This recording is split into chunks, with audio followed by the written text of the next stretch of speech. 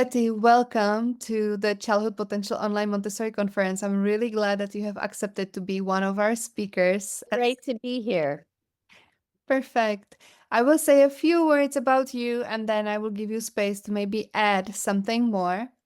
You are the founder of Play Wisely, which is an early childhood development program that is based on our brain, on neuroscience, and principles of sport or performance principles. You co-founded Da Vinci School in Dallas, Texas. You authored Teaching Your Child Basic Body Confidence. You launched Play Wisely not only in Dallas in the US, but the program expanded to Czech, to Slovakia, to Argentina, Mexico, Canada. You had 3 children, and all of the children went to a Montessori school. What did I forget, and what can you add? Well, the first thing I'd like to say is that I'm a big Montessori supporter and believer. As you mentioned, all 3 of my kids were Montessorians.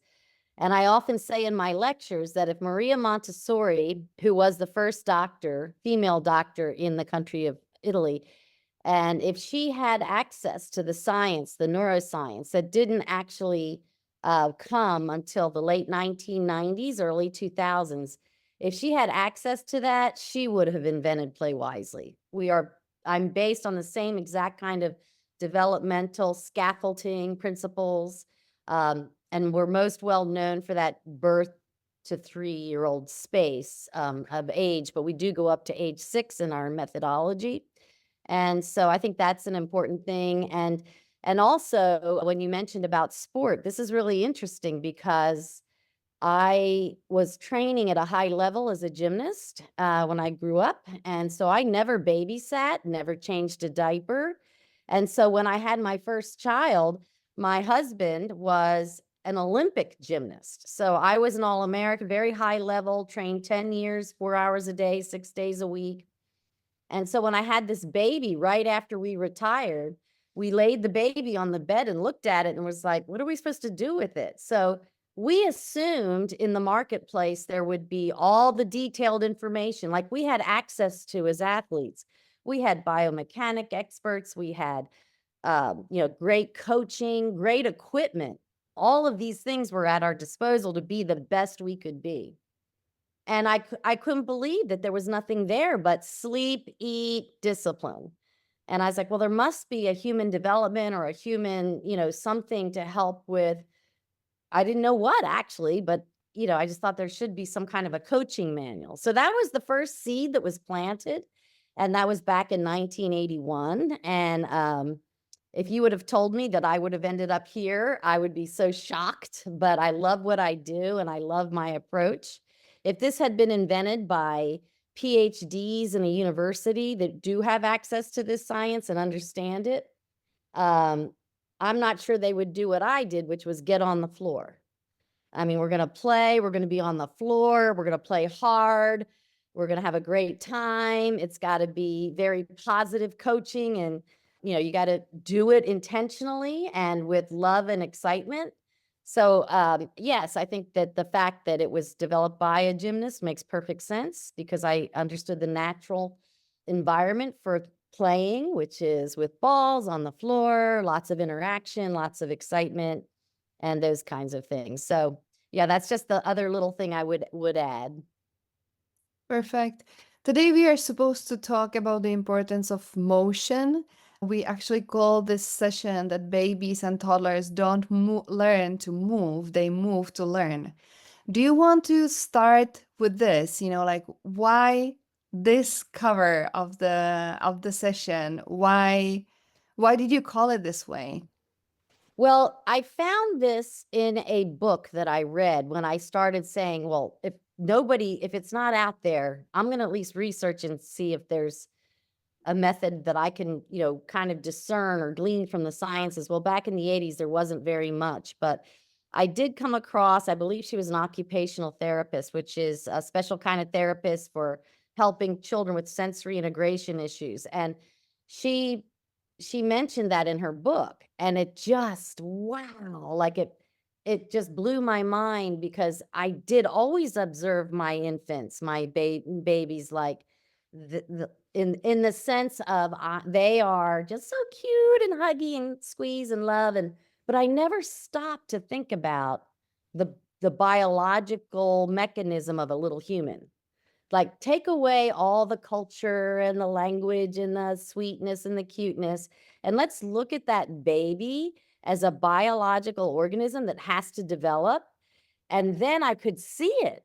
I thought, "Oh my gosh, they are." If you watch your infant, if you have a baby or even a toddler, try to do all the movements they do. You'll be exhausted. Like, it's amazing how much they move even when they're teeny tiny. And so I got to really hone in on that and focus on that. And when I did, I realized how that there is truth to that. And then when I went to NASA and trained under Dr. Millard Reschke, who's the chief of NASA neuroscience, he also spoke to me about this. So, obviously, great scientists are very well aware that human biologic systems have to move to integrate their sensory system function. And why movement is so critical is that our ability to see well, to hear well, to integrate those senses that are so critical so we can prevent learning. If you have any of these problems, you have sensory integration issues and you have difficulty learning and things of this nature. So moving early is very important, but it's the motor systems that anchor the ability to see well and hear well. And if you go to a therapist, like physical therapist, occupational therapist with a child, it's a gymnastics center. You look at their therapy areas, it's all motor because the motor is what anchors this vision and hearing. And we are born the most developed sense at birth is the movement sense. That's why all that hugging and cuddling is so critical because the baby can feel that better than they can see it or hear you and interact with you and create that really important connection with you as an infant. Mm.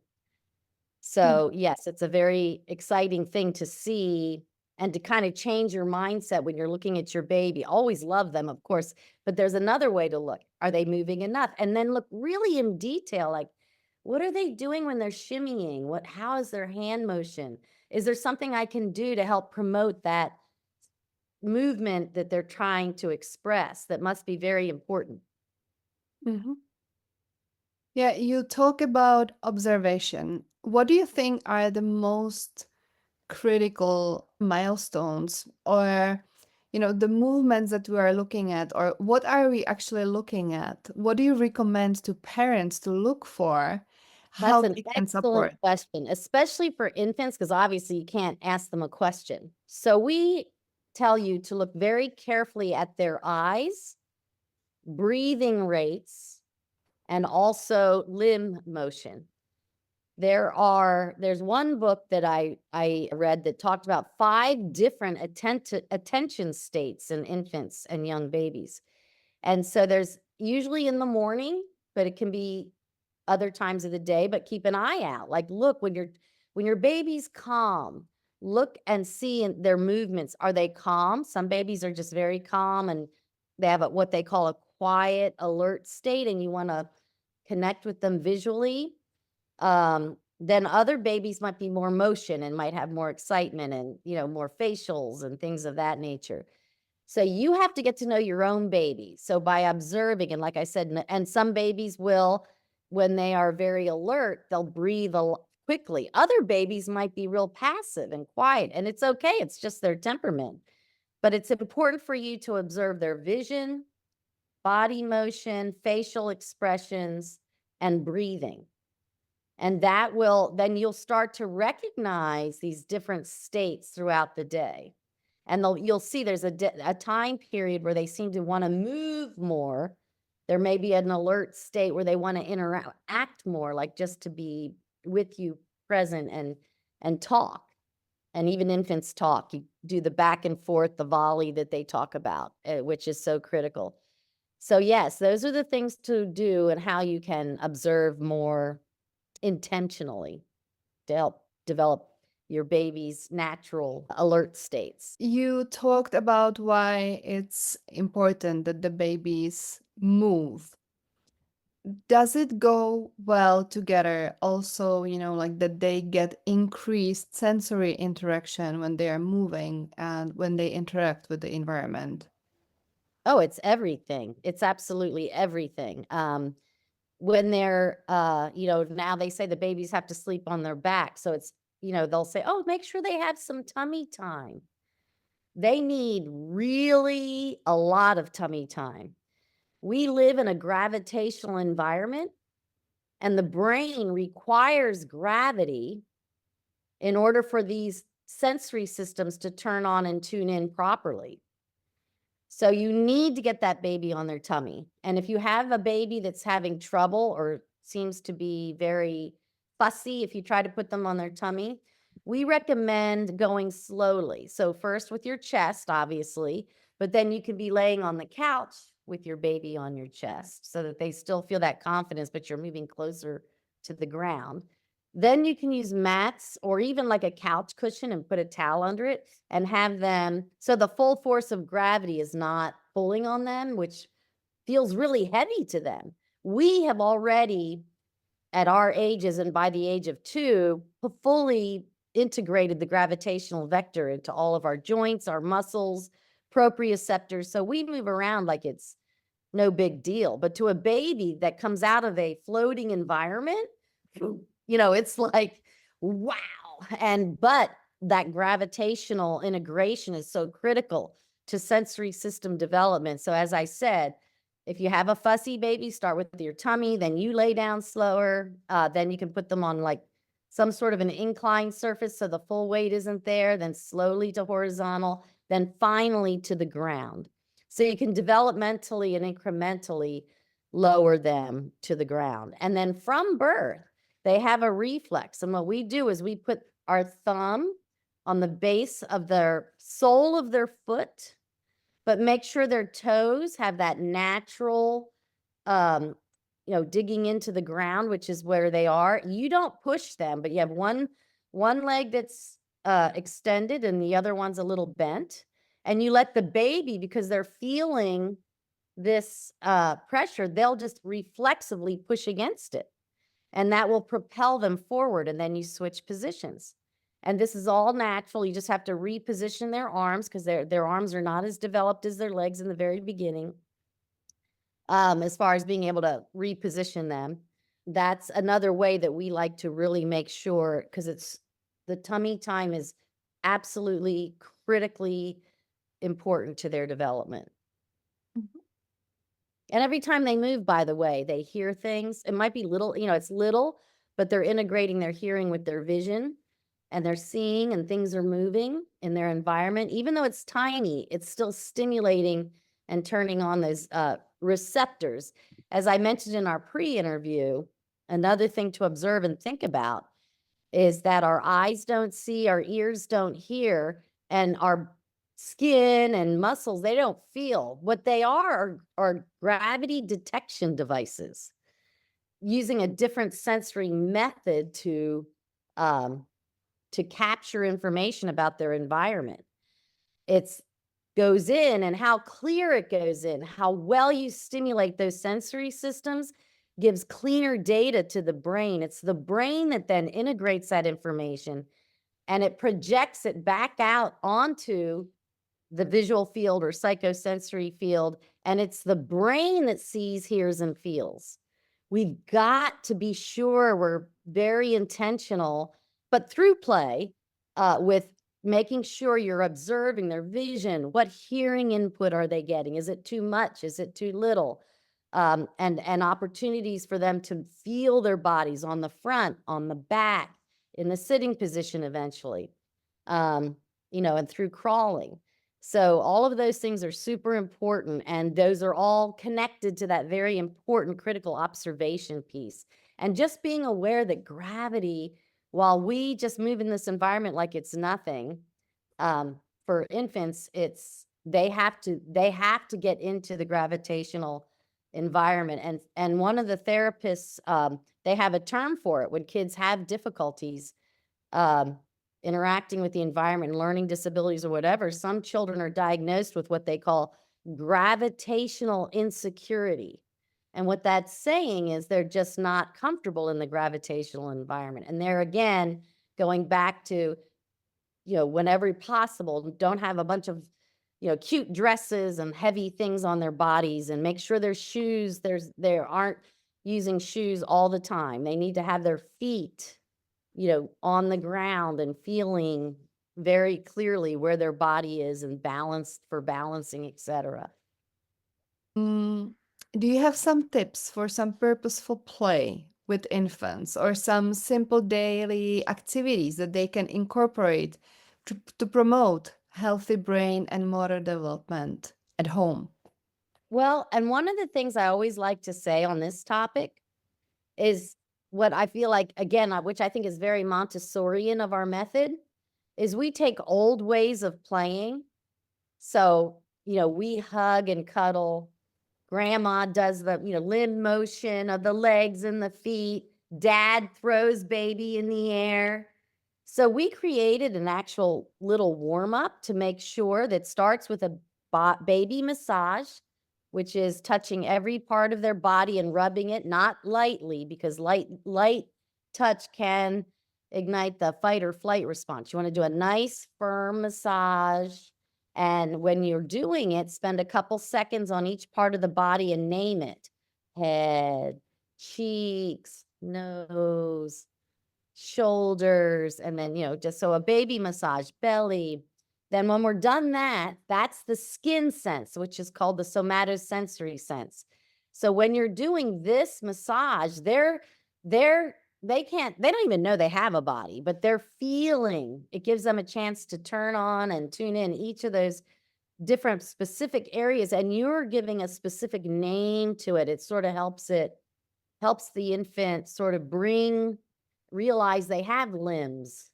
And then on the second part of the baby massage, we do all of the up and down, in and out, and switch, switch, switch. So, and around other way. But we're doing it through the baby because they don't know how to move. But in that part of it, that's the part I talk about grandma playing with the legs. We do it with the arms and the legs. And when we do this, the brain is getting the information about all the ways their limbs can move before they're capable of doing that themselves. And then finally, that's called the proprioceptive sense or the muscle sense. That's part of the all important motor anchor for human development. The last one, and really important, is vestibular sense. And the vestibular sense, like 80 or 90% of our visual neurons actually are connected with the vestibular sense. This is an actual physical location in the inner ear that detects motion. But it's because we live in a gravity environment, it detects linear, up and down, front, back, right, left, and angular, forward roll, sort of this way, and then this way. So we do the last part of our warm up is we hold the baby securely under their shoulders and chest, and we go up and down, up and down, up and down and up. And then we go in and out, and then side, side, side, side.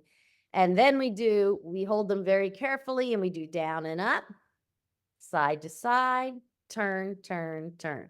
So we're turning on and tuning in each of the different recognized motion capabilities according to the laws of physics, because we're in a gravitational environment. So in this little warm-up that I just described, the baby gets those three critical somatosensory, proprioceptive, vestibular stimuli that we get. The data detectors, like I said, remember the eyes don't see, ears don't hear, but very carefully make sure that they are now turned on and ready to receive data, recognize that it's not unusual. They understand that this is how they can move in the environment. And then as they start self-moving to explore their environment, they already have a platform from which to optimize that movement potential. Any other ideas for some play or games or activities? So always think about, and I know this sounds like, what? So I just talked about all the ways you can move gravity. So think about location. How can I change the location of an activity or the directional motion of an activity? So, for instance, when you're feeding your baby, don't always just offer it right at the midline. Offer the little puff up here or then down here. And then the child has to look, reach, and grab it. Every time they're doing that, doesn't seem like much to us, but you're engaging the motor processing areas of the brain, which is a higher cortical area, requiring them to navigate at a very early age. I want that over here. It's not just right here. That's easy. But up here, under the age of 12 months, babies will only reach with their left hand if you offer something Mhm. on their left, right for the right. So, we talk about quadrants, like offer things in this window pane, this window pane, this window pane, and this window pane. Still do the center, but make eating even fun, where Mhm. you're offering things or toys. And then if you have a toy, we like to tether the toys like a little ball, obviously big enough that it's safe, but you can swing it just a little bit and then they have to try to grab it while there's motion. So then they're stimulating the motion detection areas of the brain, moving things right. Just letting your baby balls, just different size, weights even of balls, and letting them just roll around on the floor, and I'm talking even little. You can have your baby on their tummy, like one of those little pillows. You can have them up, but they can just watch balls rolling. All of this is helping them understand how objects move in a gravitational environment while it's fun for them to watch that or seeing the balls, like, hit each other, things like that, but it's also stimulating very critical visual tracking skills as well. So then the other thing is, so that kind of location, but then you can change your baby's location. We were talking about the up and down, in and out. The baby can be looking at you when you're doing that activity, but then you can rotate the baby so they're looking out. And you can imagine the stimulation of looking out, not just at your face, is much more intense. So um, just think of different ways that you can change their orientation to an activity. And when you do that, it becomes a new activity. So, when they're playing with balls and they're laying on their tummy and observing them, that's different from them being on their back and you're having a ball move above them. Um, and What then in a about sitting position, a supported sitting position, that gives even another. So you have the front and the back and then the sitting. But the sitting can be done, if you're supporting them outward or inward. So those are all ways that you can take one single activity that they really have been doing. And when you see them learn one, just try to change the orientation relationship to the right side, to the left side. Like I said, the window panes. So that's called the directionality method, by the way. So that's our way that we take recognized developmental milestones, and then we put the child through this system of different orientations to an activity because we don't want babies to develop fast. That's not the goal. And you can't make them develop fast because there's these critical periods of development, sensitive periods where their brains finally have the wiring ready. And so you need to wait for those. But when you see that happen, don't just do that activity the same way. There's different things you can be doing to help stimulate while they're at that developmental stage, optimally develop all the experiences you possibly can at that stage. So you're building their foundation so that when they get to the next developmental stage, they have a very strong base from which to go to the next level. what about the older children? We talked a lot about the babies. What about the toddlers that are already walking, maybe running? So here we love swings.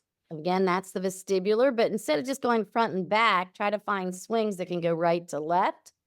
And then you can do like you can push them in a big circle from one side to another side, and then the tighter spin. You never want to do more than 3 or 4 spins, but at a time. But because again, every brain's different. So you have to start with just one because some brains are very sensitive to vestibular.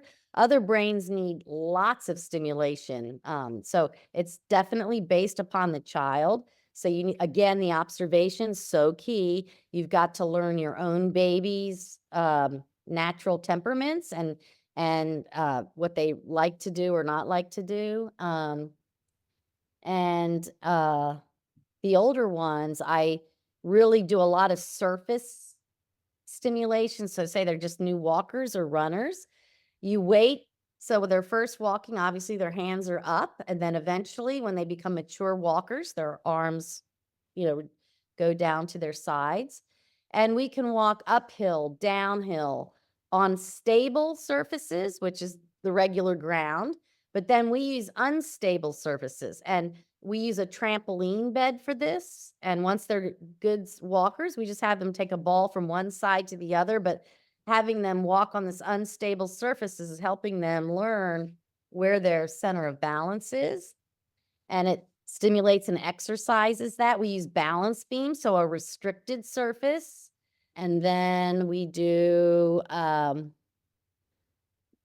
then we observe the natural developmental progression. So it's walking, then it's running, and around the age of 2, it's jumping, and the same rules. You can jump on the ground, then on a little trampoline, and then which gives them more bounce. And then we do where they jump off of a slow step onto the ground.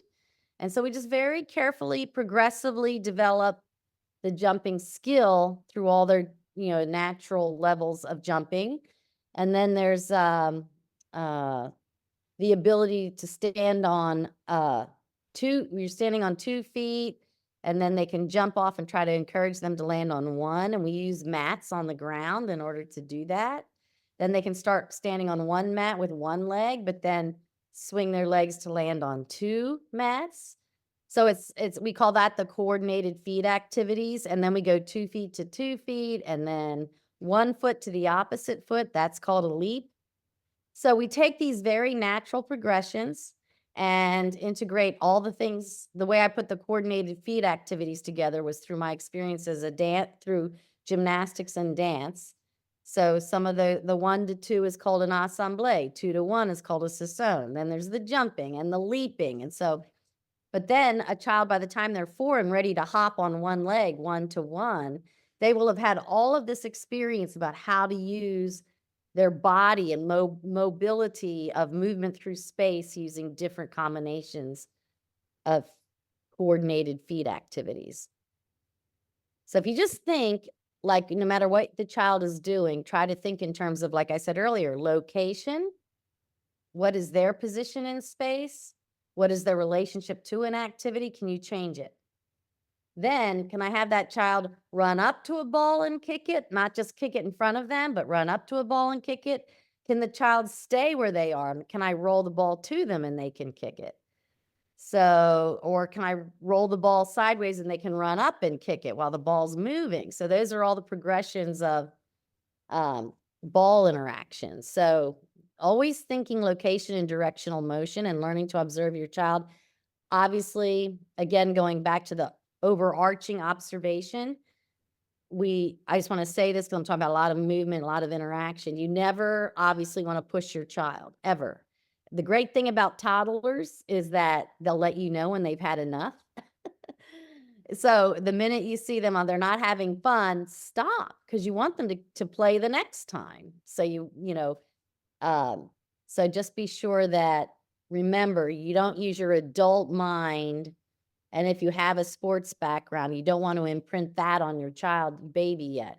Your goal as a coach for a baby is to always make learning fun and the interaction be about love and excitement. And that's it. Because if your child has natural abilities and you're putting in all these, presenting these core activities through the different stages, you will see, they will have natural propensities. Eye-hand coordination. There's kids that are like, that's all they want to do. They play with the balls and that's it. Then the ones that are more gross motor, they want to do all the running and jumping and hopping. Of course, you get combinations of those, but if you just sit back, enjoy playing, you're going to see your child's natural abilities kind of blossom. What kind of changes or progress do you typically see in children who follow your program? Did you monitor it, during the past many years, Oh, 50 yes, we years? have. We do have actually scientists that have, followed our program as well. So we're today talking about our motor development program. We also have another, which I think we're more well known for, is the cognitive piece. So we have a card system for developing visual attention, perception, memory, language. So we definitely have, I think you can just Google Play Wisely Research but we've had autism study done. We've done this program because it's based on brain development. It helps kids with normal brains, really excel, but kids who have hurt brains, like with autism or a learning disability, it helps them have a platform for getting back to the basics and make sure that they can exercise Mhm. foundation techniques for learning. So yes, we have had research done on well kids as well as kids with autism, and it's been exciting, and I wanna see more of it, actually. I would love to see more research done because we have this perfect little laboratory. We take the same humans, from when they're teeny tiny with the same program, and then we go through all the developmental stages, and it's a great way for scientists to collect data. But we are a business, so I am not a scientist, although I am a member of the International Society of Psychophysics because of my work. They're very fascinated in this method. Our theory is based on gravity and the profound effect gravity has on our form and function through learning and movement. So it isn't, I didn't know that it was that different, but up till now, it's been, just different, like Vygotsky and, Montessori, it's their observational sciences. I went different because of my background as a gymnast. I know how important gravity is and processing the location and directional motion of a human body. Because if we make mistakes, we can die. Like like we can be severely injured. So that's why I looked at gravity as the so what I did was I said, "Okay, if we're in a gravitational environment, we know what the developmental milestones are, then how do we take the infant, which is the matrix in the matrix, if you will, and how do we stimulate optimally brain development through each of these natural developmental stages?" It sounds amazing. And there's that video too, if you end up linking to it, that they can Yeah. look at if you wanna see a little bit about that. Yeah, we are adding the video in the notes, so Oh, that's going great, to be there. great. Perfect. Is there anything that we have not said and you think that it should be said during this interview? I would say just I don't know if I emphasized it enough that, first of all, fun. Fun, fun, fun. If your baby feels like learning means interaction with mommy or caregiver, and it's always fun and exciting, they're gonna be lifelong lovers of learning.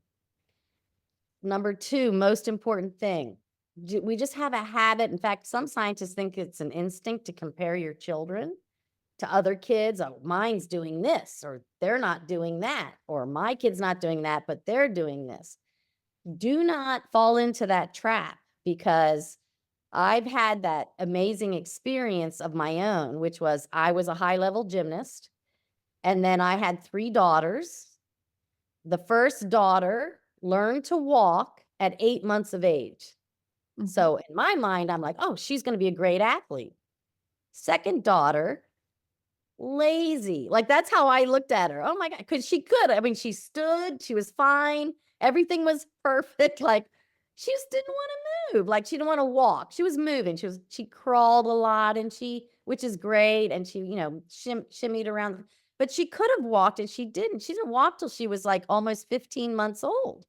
So I thought, "Oh, that one, she'll be a little artist or something." And then the last baby I had actually walked right on time at 12 and a half months. And what I found out was all 3 of my daughters became great athletes, all 3 of them. And it didn't matter when they learned to walk. It just mattered that when they finally did walk, what were all the experiences that they had during that time period, and what kind of, like I said, watch them, they'll let you know what sports. So, of course, I put them all in gymnastics, because I obviously think that's the greatest sport in the world. Well, the oldest one became a great gymnast.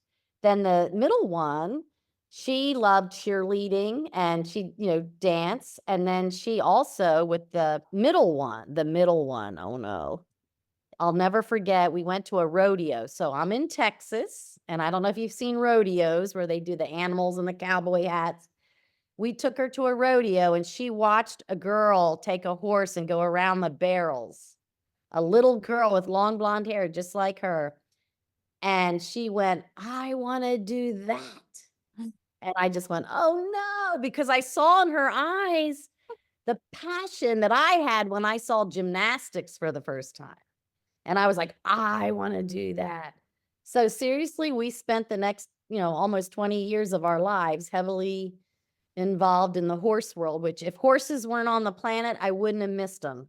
But she still has a passion for them as an adult, and she has a lifelong enjoyment hobby that she could do, even though she competed at a high level. So that's my lesson at the end. Don't worry about what Johnny's doing. You just love your baby, love your child with fun, joy, interaction. Don't compare them. They're going to be their own unique person. And don't think that they're not going to be an athlete because they didn't walk till they were 15 months old.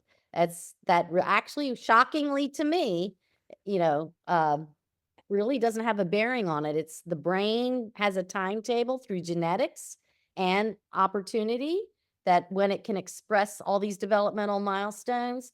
And so, yeah, just have fun, play wisely. Thank you. Thank You're you. Thank welcome. you, Patty. Thank you for your time. Thank you for preparing for this interview. And thank you for what you are doing. Oh, thank you. I enjoyed it very much.